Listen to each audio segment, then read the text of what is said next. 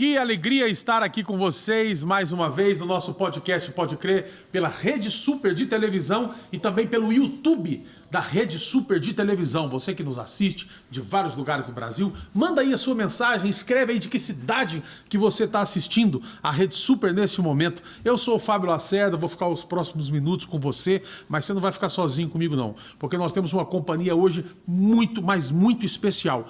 E ele trabalha com um tema que todo mundo gosta, todo mundo usa, faz parte da vida de todas as pessoas, que é música. Estamos recebendo hoje aqui o ganhador do Prêmio Latino, nosso amigo produtor Marcos Roberto. Olá, Fábio, que bom estar aqui com vocês.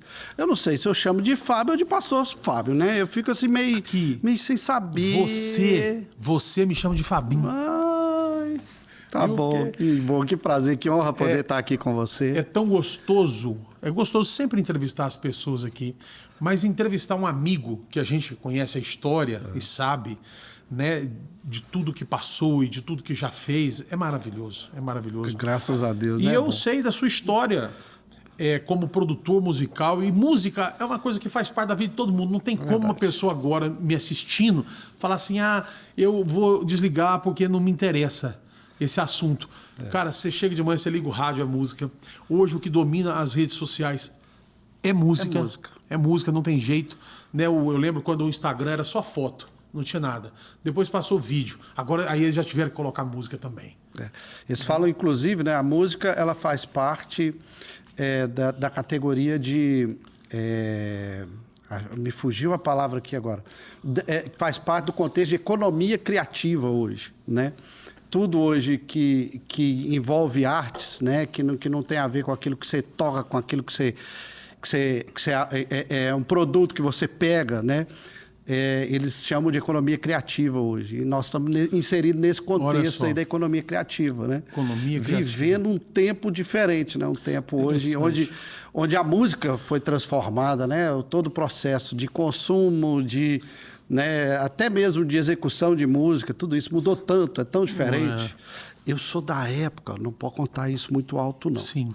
Eu sou da época do LP. LP, Eu produzi LP, você acredita? Olha só, produziu LP. LP, eu acompanhei a transição do LP para o CD, do CD para as mídias digitais, né, para o pendrive, né? Sim. E agora para a rede social. Hoje em dia a turma nem usa mais pendrive direito, né? Outro dia minha cunhada, ela foi presenteada com um carro.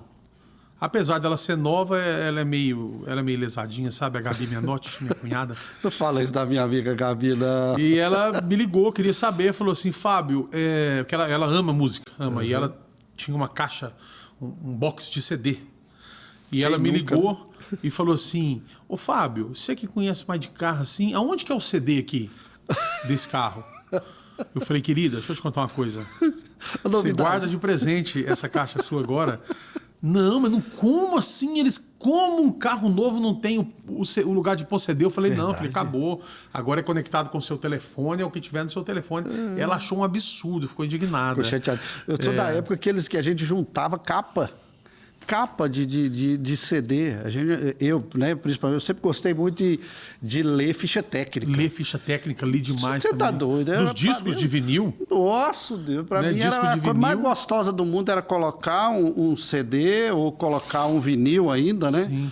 E acompanhar, em cada faixa você ia lendo, você sabia quem que produziu, quem compôs, fez o arranjo, quem fez o arranjo, quem que tocou, quem produziu.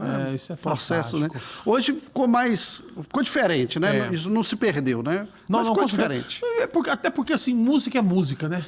Verdade. Ela entra pelos seus ouvidos e quando ela entra por ali, ela mexe com as suas emoções, com as suas vibrações. Isso já está provado, né? Agora, o Marquinhos, me conta uma coisa. Você praticamente, né, produziu... Parece que todo mundo que foi para sua mão ficou famoso. Né? Tanto do mercado gospel, que é um grande número de pessoas, quanto produzir no mercado secular também. Você produziu muitos artistas de sucesso. Quero que você me conte de um artista que você produziu, que não era um artista famoso, e que você pegou ele do seu estúdio e você produziu, e você foi vendo isso acontecer, porque eu acredito que para um produtor é uma satisfação muito grande produzir uma pessoa que já é conhecida, né? Ser escolhido por essa pessoa, porque daí essa pessoa já pode escolher quem ela quer no mercado. Ela foi lá e te escolheu, então é uma satisfação grande. Mas eu acredito que é uma satisfação muito grande também você pegar uma pessoa que ninguém conhecia, começar a produzir um trabalho para ela e essa pessoa ficar conhecida no Brasil inteiro. Com quem que aconteceu isso com você? Ai, gente, é tão difícil, pastor, porque eu tenho uma dificuldade. Eu não guardo muita coisa, não. Mas, assim, Deus me deu o privilégio, né, de poder compartilhar esse tempo em estúdio com muita gente. Muita gente. Né? Quando eu parei de contar, eu já estava chegando perto de 1.000 álbuns produzidos. 1.000 álbuns produzidos. Então, eu achei que o senhor ia falar uns 100. Não, já tinha. Porque antigamente o processo de produção era muito rápido também, né? Pelo menos a gente já sabe que você é rico. Calma, ainda não, calma. Estou no processo, né? Estou recebendo essa 1.000 álbuns produzidos? Não é possível, ué. Onde foi esse dinheiro? Mas são 30 anos, né, de mercado. 30 anos, né? Não parece, né? Mas eu já estou beirando, já passei, né? A casinha dos 50. Estou beirando, não, já passei. Não parece, você está um jovem. Não, um jovem mancebo, né? Mas aí, voltando ao assunto, aí eu tive o privilégio de compartilhar com muita gente, de poder estar com muita gente, né? O Thales, no início da carreira dele, Thales Roberto, né? O Thales, ele ganhou um festival na igreja. E, na época, quem ganhava o festival, a gente produzia o projeto dele. Né? A gente gravava e tal. E o Thales já era um talento nessa época, assim, fenomenal. Pois é, eu sempre ouvi falar isso do Thales. Pessoal, ele não era... Quem até falou isso comigo foi o baixista, o PJ, baixista do Jota Quest. Ele falou assim, Fábio, olha, o Thales, ele não era famoso, mas eu olhava para ele tocando e falava assim, isso é um fenômeno. Não, foi engraçado. No festival que ele participou, foi o Fessemane, lá da Igreja de Getsemane. No festival, ele era de Passos, ele foi com uma banda. Se não me falha a memória, o nome da banda era Banda Éden. Se não me falha a memória, mas salvo engano era isso mesmo. E ele, quando a banda entrou, ele era o cantor da banda. Aí a gente sabia que agora a disputa era para o segundo, terceiro lugar. O primeiro já estava... Que na época o nível era altíssimo, né? Isso foi em que ano? Ai, não, obrigado, pastor. Aí você está me complicando. Não, mas pelo menos assim, 2000? Eu não lembro. Foi nos idos de 2000? Sim. Foi por aí. 23 anos atrás, olha só. Foi algo assim. Eu não recordo a data assim. Eu sou muito ruim para recordar datas assim.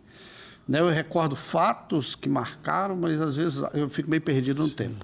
E foi assim, foi um negócio, foi um fenômeno, porque o Thales esse era maravilhoso, né?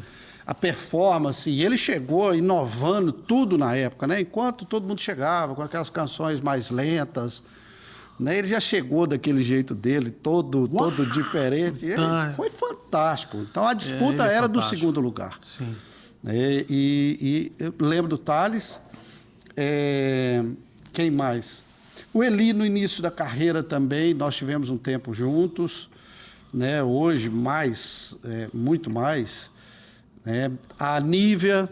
Olha só. Nívia também, ela cantou, ela ganhou um Fessemane também. Olha só. O Felipe Barros, da Lagoinha One, hoje, né? Que é líder, né? do Louvor da Lagoinha. Felipe Barros, não conheço. Felipe Barros, não conheço, não sei quem é. Ele não é um que parece comigo, não, né? Ele é um pouquinho só parecido, pastor. Mais novo. Eu falo que ele é meu irmão. Felipe, um beijo, tô te esperando aqui, inclusive. Felipe Barros, líder da Lagoinha One, pessoa maravilhosa. Agora é Pastor Felipe. Pastor Felipe. Só que pra mim, eu vou revelar aqui, já que nós falamos que ia revelar bastidor, eu chamo ele carinhosamente de Murrinha. Murrinha. Murrinha, é o Murrinha. Mas e você tá falando mal dele, não? Não, ele sabe que é elogio. Sabe por quê? Porque assim, às vezes é ruim você encontrar uma pessoa que ninguém fala mal dele, né? O Felipe é um. O Felipe é um. Ninguém fala nada, ninguém fala nada dele. Vamos achar alguma coisa. Felipe, você tem que arrumar problema com alguém, cara. Não. Eu também tô procurando. Um vizinho de prédio, uma vaga, qualquer coisa. Não tem nada, cara. Ele é uma pessoa maravilhosa. Agora eu vou falar uma coisa, Marquinhos. Olha só, é o sonho de muitas pessoas, principalmente que estão nos assistindo. É o sonho de muita gente virar cantor. E, obviamente, que por mais que a pessoa esteja inserido dentro de uma igreja e é ministro de louvor e tenha pretensão de ser ministro de louvor, de tocar, de adorar a Deus ali, todo mundo no íntimo da sua alma quer ser reconhecido. Eu nem estou falando propriamente desta fama efêmera, das pessoas que são famas de celebridades vazias, né? A pessoa é famosa, por que ela é famosa? Não, é porque ela apareceu num negócio e ficou famosa, porque caiu no chão, rolou, ficou famoso. Verdade. Uma coisa vazia, embora aquilo pode estar trazendo um benefício para ela, ok, mas não tem o que tirar daquilo ali de aprendizado. Quando a gente vê uma pessoa na igreja que canta e que quer exercer aquilo ali da melhor forma possível, no fundo do coração dela, ela quer ser pelo menos reconhecida, né? Reconhecida pelo talento, reconhecida pelo esforço, pelas canções, né? Pelo trabalho que ela está fazendo.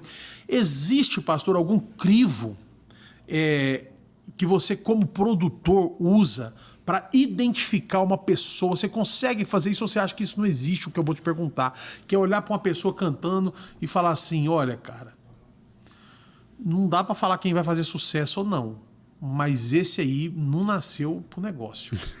Existe esse crivo? Eu costumo dizer que tem gente que gosta da música, mas a música não gosta dele. Isso é boa. Uma vez eu tava em Portugal, eu sempre viajei muito, né? Pregando, palestrando, conferências, e eu estava numa igreja e me chamou a atenção que no momento do louvor tinha um sujeito que estava na primeira fila de cadeiras. Eu lembro disso como se fosse hoje. Ele era altão e me chamou a atenção porque todo mundo estava batendo palma no tempo certo, cantando a música no tempo certo. E eu fiquei observando esse querido lá, mas eu não acertava uma palma do jeito certo. Os que confiam no Senhor. Vou bater palma normal. Eu não acertava isso. Então ali eu tenho base para dizer esse tipo de coisa, né? Agora, é claro que, brincadeira à parte, sempre tem, né? Eu acho que existem pessoas que, quando você ouve, você percebe que tem algo diferente. Você percebe que tem algo diferente, que tem ou o timbre da voz é diferente. Existe um quê diferente, né? Num tempo onde a gente tem muita coisa parecida, sempre tem uma característica que chama a atenção. De uma pessoa que você sabe que pode desenvolver. Exatamente. Falar, ó, esse cara, se continuar, essa menina, se continuar, Exatamente. vai ser uma grande cantora. Tem sempre um E tem ao contrário também. Falei, isso aí, quanto quanto mais ele continuar, ele vai piorar cada vez mais. Porque às vezes a pessoa ela insiste em algo que talvez não é para ela, porque nem tudo é para todo mundo. Sim. Né? A Bíblia inclusive fala sobre isso. Fala que tem gente que foi chamado para áreas específicas. Sim. Tem gente que é bom para uma coisa. Né? E eu acho interessante que, até usando esse contexto mesmo de igreja, né? E Bíblia aqui, que você percebe é que Deus nunca pegou quem não era habilitado para aquela área. Sim. Né? Ele sempre primeiro, ele buscava pessoas sempre ocupadas, nunca era quem não estava fazendo nada, ou seja, sempre alguém que estava produzindo alguma coisa, né, para um chamado específico e que tinha habilidades para aquele chamado específico. Sim. Então eu entendo que hoje existe isso. Tem lugar para todo mundo na igreja, mas às vezes não é ali, não é naquele lugar que a pessoa quer. Sim. Eu acho que cada um tem o seu espaço. Então na música, eu entendo que existe isso também. Tem gente que a gente não consegue explicar muito bem o sucesso, não. Você percebe que tem a ver com uma oportunidade, com uma situação, principalmente com o advento da internet. Você percebe isso. É interessante a gente dizer isso porque não existe uma receita, né? Não. Fala assim, olha, para fazer sucesso precisa cantar no tom tal, estilo tal, com a voz tal, desse jeito tal. Tem que ser muito bom. Não existe, né? Não. Tem pessoas muito boas que exercem a função de músico ou musicista e não fazem um sucesso de ter fama, né? Mas trabalha com aquilo ali e é muito bem requisitado pelos profissionais. E existem outros que às vezes nem atingiu aquela categoria de qualidade e é afamado, é popular, todo mundo chama, todo mundo conhece, né? E às vezes tem limitações, inclusive, né? Sim. Não é nem sempre às vezes o melhor. Exatamente. Né? Mas tem que ter o básico. Agora, né? me diz o seguinte, quando você produz muitas pessoas, e depois eu quero até te fazer uma pergunta, porque como pastor também 2 perguntas que eu quero te fazer, que você canta também. Você teve banda, você ministrou louvor muito tempo, e eu quero saber que nota que você se dava e que se você teria coragem de se produzir, de te ver e falar assim, não, você é bom. Vou te fazer essa pergunta, mas daqui a pouco. Daqui a pouco. Prepara para a resposta. E o que eu quero te perguntar também é quando eu falei do crivo, né? Agora uma pergunta profissional mesmo, técnica, porque como você é uma pessoa que se destacou muito no mercado, né? Você é um dos poucos mineiros aí com Grammy Latino na prateleira e é um prêmio muito importante, é o Oscar da música mundial, e você foi reconhecido com esse prêmio. Você acabou indo para outros mercados também, foi requisitado para outros mercados, inclusive para o mercado secular. Sim. Né? Então hoje, quando as pessoas visitam o seu estúdio, é muito bonito, por sinal. Eu quero pedir para quem estiver em cima, o Serginho, achar o Instagram do Marquinhos. Qual que é o Instagram dele? Escreve lá. MR Marcos Roberto. Então, MR Marcos Roberto, Serginho. Se tiver, isso já está na tela. Você que está me assistindo, siga o Marquinhos aí. Você que é músico, para você ver, depois ele vai postar umas fotos do estúdio dele lá. O estúdio dele é maravilhoso, mas maravilhoso mesmo, não é porque ele está aqui. É uma casa gigante, não é aquela coisa de estúdio fechado. É uma sala linda, é um lugar aconchegante com sofá. Quando eu chego lá, gente, eu já tiro o sapato, já deito no sofá gigante, uma delícia. Não que eu vou lá cantar ainda não, tá? Mas eu acompanho muito algumas coisas lá. E aí, quando você chega no seu estúdio, na entrada do seu estúdio, você vê na parede aquela imensidão de fotos e capas de disco, quer dizer, né? De vários cantores. Uhum. Cantores gospel, né? Estamos falando aqui de gente muito conhecida. E cantores que se chamam na igreja secular, muito conhecidos também, muito famosos, né? Como pastor, sabendo que ali é a sua profissão, você é um produtor, você foi requisitado, certo, né? Ali você não estava trabalhando dentro da igreja, estava trabalhando dentro do seu estúdio. Você teve conflito? Na realidade, sendo bem franco, durante muitos anos, principalmente por conta de onde eu vim, né? Eu sou natural de Brasília. Eu fui para Goiânia na época. Em Goiânia eu aceitei a Cristo, voltei para Brasília. E quando eu voltei para Brasília, eu firmei os meus passos na fé, numa igreja que me recebeu, que me acolheu, porque eu era músico, tocava baile, tocava nas boates e tudo. Então, literalmente, a gente tocava à noite para comer no outro dia. Para comer de dia? Normal, era minha profissão. E eu tinha um sonho de parar de depender disso. Porque era interessante, eu tinha a vontade que eu tinha de participar, por exemplo, de um acampamento. Eu não podia. Nem sempre eu podia participar das programações durante o fim de semana, porque era principalmente, eu tocava de quinta a domingo. Então, eu ia na igreja na terça, na quarta-feira, né? E eu tinha o sonho de poder viver mais o contexto da igreja. Foi um desafio, né? Porque logo depois Deus me deu a oportunidade, né? A igreja que eu era membro resolveu me assumir como um músico, né? Reconhecendo minha profissão, e acabou me suprindo financeiramente. Foi quando eu parei de tocar na noite, parei de tocar, de viajar e me dediquei à igreja. Durante muitos anos eu só fiz isso. Eu já trabalhava em estúdio e o estúdio seguiu essa tendência também. Eu gravava na época muitos sertanejos. Eu sou da época, né, que eu morei em Goiânia, por exemplo. Leandro e Leonardo tinha acabado de estourar. Então virou uma febre, né? O Zezé e aquela turma toda fazendo um sucesso louco na época. E eu participei desse início aí todo, e logo depois que eu converti, eu vivi o mundo da igreja. Durante muitos e muitos anos, e eu fiz um voto com Deus durante o tempo, eu me dedicar só para a igreja. E foi isso que aconteceu. Durante muitos anos, eu só produzi gospel, eu só vivia o contexto da igreja, literalmente. Mas chegou um tempo que eu entendi que eu podia ser mais útil para o reino. Como? A Bíblia diz que a gente tem a candeia, ela tem que brilhar no eirado. Né? Você não coloca a candeia debaixo, por exemplo, da cama, não. Ela tem que ter lugar para brilhar. O eirado, para quem não sabe, é aquela beira da telha lá da casa, né? É verdade. Fica ali pendurada, a luz tem que ficar ali, né? Não debaixo da cama. Tem que ser luz onde você está. Você não coloca luz debaixo da cama, você coloca luz onde ela pode ser útil. E eu entendendo isso foi quando eu comecei a abrir meu coração para isso. Durante muito tempo orando, durante muito tempo buscando conselhos, até o dia em que surgiu a primeira oportunidade de produzir um artista sertanejo, Alan e Alex. Alan e Alex. Alan e Alex foi o primeiro projeto secular que eu fiz isso. Tá, nós vamos pular só essa parte de Alan e Alex, ou já vamos passar para outra parte? Não do beijão. Brincadeira, ó. Não do beijão. Um beijo, Alan e Alex. Alan. Amigos, queridos, pessoas maravilhosas. O Alex é ovelha lá do Jorge Linhares.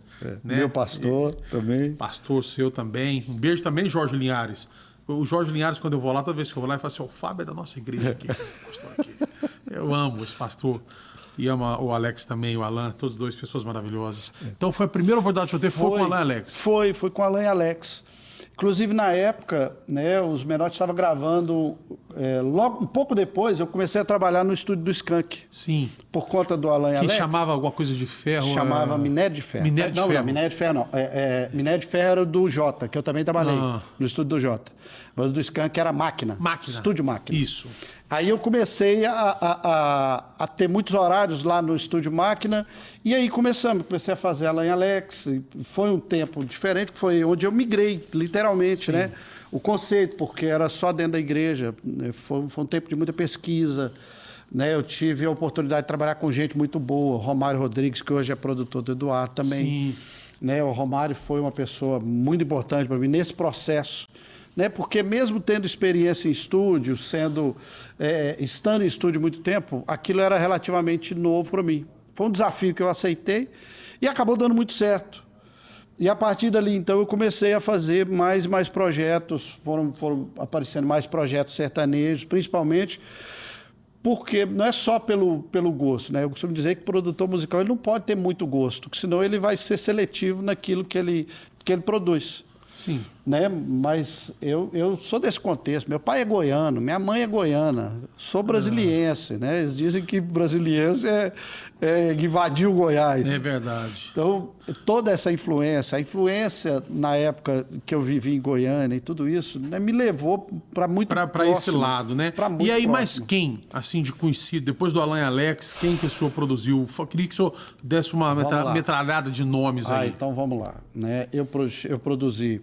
Aí eu tive a oportunidade de trabalhar com César Menotti Fabiano. Não conheço. Também. Não conheço. César Menotti Fabiano é cantor. Conhecer. Rapaz, os meninos são bons com força. Inclusive o Fabiano era para ter ido no estúdio hoje. Pois é. Hoje ele já me pedalou.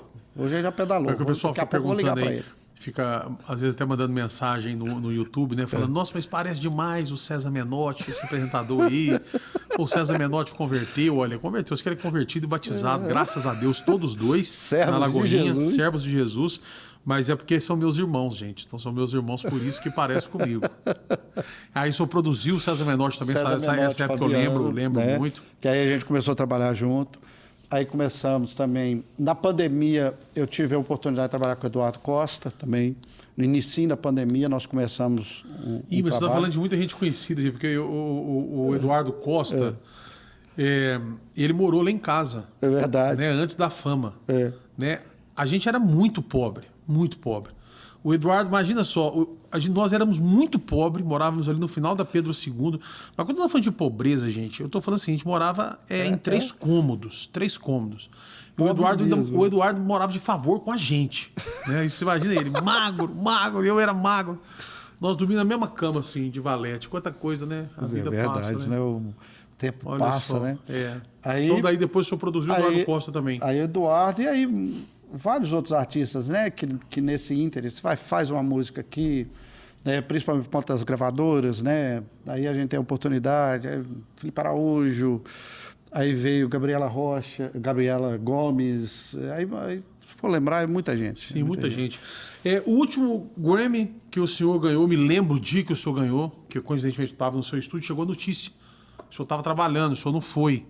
Né? E parece que te ligaram, te falaram, falaram assim, ó, você que ganhou. Foi com quem? Quem que você tinha produzido? Foi o Delino Marçal. Delino Marçal. Mas não foi o último, porque agora esse ano nós ganhamos mais um, né? Esse ano você ganhou mais um. Mais um Ganhou com o Eli Soares. Ganhou com o Eli Soares. Com o Laboratório do Groove. Olha só, cara, como produtor. E não é assim, nós não estamos falando... Se a gente for falar dos artistas que você produziu que ganhou Grammy, são muitos, né? O César Menotti, por exemplo, Fabiano, por exemplo, são um deles, né? Que o senhor produziu e ganhou o Grammy. Agora, nós estamos falando do Grammy como produtor, né? Você ganhou o seu Grammy, né? O seu troféu. Olha só, então o último foi do Eli Soares. Do Delino Marçal eu lembro do dia, eu estava no estúdio no dia. Verdade. Quando chegou a notícia lá, que o senhor tinha ganhado. E o senhor na mesa lá, eu lembro assim, o pessoal falando, pastor, foi o senhor que ganhou, o melhor produtor, o Grammy. Você foi eu. Foi mesmo? Foi? Ué, que legal, gente. Que bom, então. E continuou trabalhando. Eu falei, gente, que frieza. Não porque assim, a ficha não cai, né? A ficha não cai. É muito interessante. Pô, gente, a gente tinha que ter trago. Eu vou mandar durante a produção, eu vou mandar a foto pro Gandra, pro Serginho. Aí ele coloca a foto dos seus troféus aqui. Daí, fora o troféu, na verdade, o Grêmio é a coroação, né? Realmente é diferente. Mas agora, com o advento do digital, né? Você vê, os números hoje são tudo, né? Ontem mesmo eu postei 10 milhões a música dos Menotti, que nós produzimos com o Gustavo. Anteontem, 3 ou 4 milhões já a dos Menotti com a Ana Castela. Olha só, é muito número, é muita coisa, né? Quando vai juntando... Você 10 milhões de pessoas e outra música com muito pouco tempo de lançamento, né? É verdade. Outro dia eu entrevistei também que uma cantora gospel que eu sinceramente não a conhecia. E ela foi me mostrar o número dela, assim, música com 50 milhões de visualizações. Sim, se pensar 50 milhões, lógico que uma pessoa escuta uma música mais de uma vez, mas não vai escutar 100 vezes. Né? Mas eu não sei se você sabe, mas existe todo um algoritmo, porque eles não contam, não é a quantidade de vezes que assistiu, é a quantidade de IPs que acessaram. Então, é mais gente ainda. Então, se você olhar, né, e a quantidade de pessoas que estão assistindo no mesmo ambiente. Porque quem assiste na televisão, por exemplo, assiste com várias pessoas. Exato, às vezes está no churrasco. Era o caso das lives, né? As lives, eles chegavam a falar que no auge das lives no Brasil era 5 por 1 que a pessoa assistia, né? Então, por exemplo, nós tivemos a live com os meus irmãos com 600 mil telespectadores simultâneos. Eu né? lembro. Então era 600... Eu fiz, inclusive, também. Você que fez, inclusive. Era 600 mil televisores ligados, né? Com uma média de 5 pessoas assistindo. Imagina, gente. Né, cara? Ibope de televisão, né? E foi engraçado, porque depois que terminou a live, ainda continuou crescendo. Não, até hoje ela continua. Não, mas hoje. é porque aí eles derrubaram, lembra? Ah, sim, foi derrubado. Aí derrubaram. Eles derrubaram, já estava assim, já estava bem expressivo. Porque era muito novo, né? Foi a terceira live do Brasil, assim. E foi uma live maravilhosa. Inclusive, né? Virou produto, né? Você ouve no Spotify e tal. Interessante esse mundo de internet, né? Mudou demais. Eu fico observando, né? Quem que o senhor está produzindo no momento, pastor? De gospel. Vamos falar do gospel agora. Do gospel. Falamos aí, o senhor já atende o mercado secular também, mas do gospel, quem que o senhor está produzindo hoje? Do gospel, nós estamos acabando 2 projetos do Preto no Branco. 2 projetos Preto no Branco. Fizemos um projeto chamado Nação Preto no Branco, que foi gravada lá na comunidade da Serra. Eu vi alguns trechos de clipe lindos, foi uma loucura, porque nós aceitamos o desafio, né? Sim. Que foi proposto, né? Ar livre e sem tenda. Então a oração teve que ser redobrada. Porque daí é vento, é chuva, é gente gritando, é menino soltando papagaio, é cachorro latindo. O problema é que choveu até 2 horas antes do evento, choveu. Inclusive, teve uma emissora de TV que foi fazer a cobertura, né, do Jornal do Meio-Dia. Chegou lá, eles fizeram a cobertura do evento que ia começar 3 horas depois, debaixo de guarda-chuva. Olha isso. Né? E fizeram questão de filmar, né, o campo. Parecia uma piscina, não era um campo, não, era uma piscina. Nossa. Foi um negócio assim, 2 horas antes do evento, parou de chover. Nós fizemos a gravação toda. E quando nós terminamos a última música, aí a gente abriu a oportunidade para o pessoal da comunidade cantar. Olha que legal. Aí o primeiro cantor da comunidade que subiu cantou, a chuva. Nós saímos correndo com o instrumento, eu estava com os teclados, né? O Fire, que é meu auxiliar, né? Ele já saiu puxando o lone, aí pegando teclado, e a gente sacudindo o teclado. Só teclado barato? Só teclado barato, né? Era só 4 no dia. Mais o sistema todo, uma loucura. Então foi preto agora, branco. Agora, Marquinhos, esse preto branco já é consagrado, dispensa qualquer tipo de apresentação, o povo vai ver. Esse trabalho que foi feito é fenomenal, fenomenal. Eu vi alguns trechos, tanto do figurino ao tipo que foi colocado as coisas, é fenomenal. Vai ser muito lindo, vai ser um diferencial. Vai fazer muito sucesso, com certeza. Agora sim, eu não sei se você pode falar isso, se é ético você falar, mas eu já ouvi outros produtores falarem isso. Senhor, tem alguém hoje, nesse momento, que você aposta? Não que você aposta que isso aqui vai ser o maior fenômeno do Brasil, mas você fala assim, cara, tem uma menina ou um menino assim, que eu acho que tá no caminho certo da música gospel. Ai, pastor, sob bota numa saia justa. Você sabe por quê? Porque muita gente assiste seu programa. Sim. A turma toda está acompanhando. Espero que sim. Já pensou eu falar um nome e esquecer de outro? Não, mas assim, tem muitos, eu sei. Não é para o senhor não está elegendo ninguém aqui. É uma coisa que o senhor acha. Falou, ó, eu ouvi uma menina ali e eu tive uma simpatia. Eu achei que aquilo ali é o caminho dela. Tem um menino que ele é do interior. O nome dele é Mike Arcanjo. Ele, inclusive, participou do último festival. E nesse último festival tinha um diretor de gravadora que começou a me ligar, me perguntar, quem é esse menino? Eu falei, abre seu olho, que esse menino aí é muito bom. Chama Mike Arcanjo. Um menino super simples, mas pensa no menino de Deus. Assim, fenômeno. E assim, as composições são muito bem construídas, é um negócio diferenciado. Ele compõe também. Compõe e canta, assim, bonito. Um timbre de voz diferente, olha, meio fora do padrão, do mercado.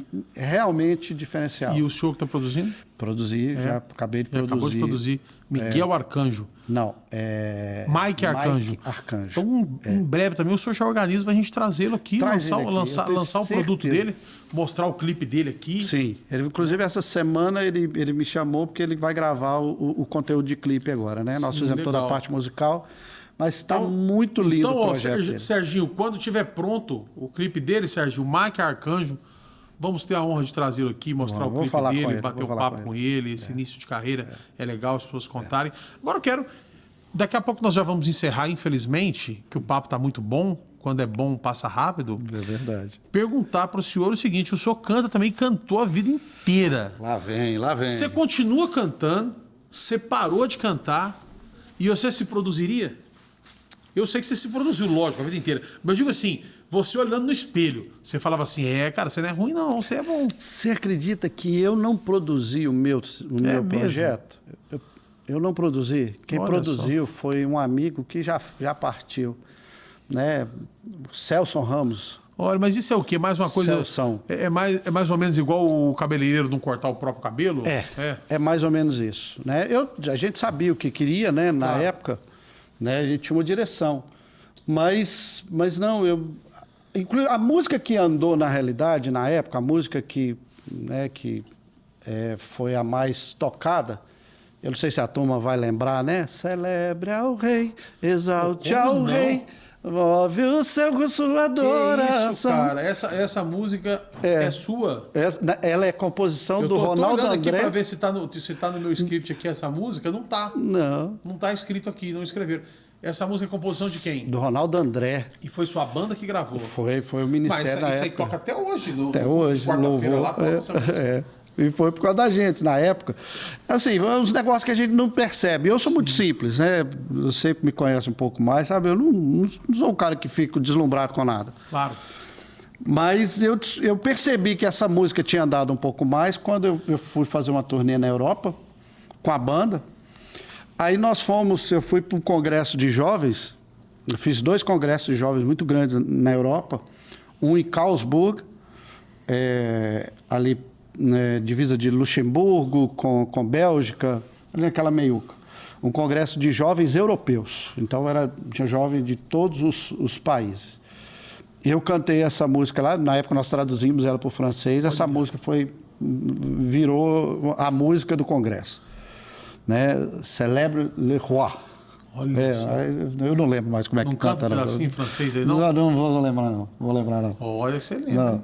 Ton adoration, faire bouger le ciel. Eu não lembro, não. Porque na época eu tive que estudar isso direitinho, para cantar direitinho, para não pagar mico, né? Olha só. Aí, e o outro congresso foi um congresso de jovens na Espanha. Quando eu cheguei atrasado, porque a gente fez o trajeto de carro de Lisboa para Madrid, e era em Retafe esse congresso. E nós chegamos, e eu perdi na cidade e tal, aí encontraram a gente, a van pegou, levou a gente pro local, eu cheguei do jeito que eu estava, o pessoal já subiu com o meu equipamento, já montou o que eu tocava, o pessoal da banda e já puxaram, eu já entrei, eu não sabia de nada, eu entrei para tocar meu teclado, normal. Quando eu puxei a primeira música, o povo já começou a cantar, e cantando em espanhol, eles já tinham tudo traduzido, e assim, foi uma experiência legal. Foi um tempo muito legal, mas eu não gravei mais, musicalmente falando assim, né, no meu ministério, porque eu tive que escolher. Trabalhar na música. Eu tive que escolher. Né? Foi uma decisão que eu, com a minha família, nós tomamos, eu e minha esposa principalmente, né? Nós tomamos. Eu sempre fui ativo no ministério da igreja, e sempre fui ativo no Ministério de Louvor, mas de um tempo para cá, já de bastante tempo para cá, aí eu me envolvi mais com as outras leads da igreja. Sim. E a partir daí acabou que essa parte musical dentro da igreja ficou sendo... não é que ela ficou de lado. Né? De vez em quando eu ainda pego um violão, pego um teclado. Sim, e canto, claro, né? no culto, porque é nosso, não tem jeito, um momento nosso. Né? Mas foi algo que eu tive que escolher. Oh, que fantástico, cara, que história fantástica. Nós tínhamos que ter uns 3 programas aqui para falar toda a sua história, toda a sua trajetória, mas eu espero você voltar aqui, quem sabe trazendo um artista que você está construindo, né, para a gente contar toda a trajetória dele. Gente, mais uma vez vou pedir para deixar aqui na tela o Instagram do Marcos Roberto, MR Marcos Roberto. Você que é cantor, cantora do gospel, do secular, quer ouvir uma opinião, entre em contato com ele. É uma das pessoas mais simples e generosas que eu tive o prazer de conhecer. Quero agradecer a sua presença aqui. Agradeço, pastor. Meu amigo, meu irmão, meu pastor, Marcos Roberto. Que Deus te abençoe. Obrigado. Deus abençoe. Amém. E obrigado a você que esteve com a gente presente aqui na Rede Super de Televisão, no nosso podcast Pode Crer. E não sai daí não, porque aqui na Rede Super tem muito mais.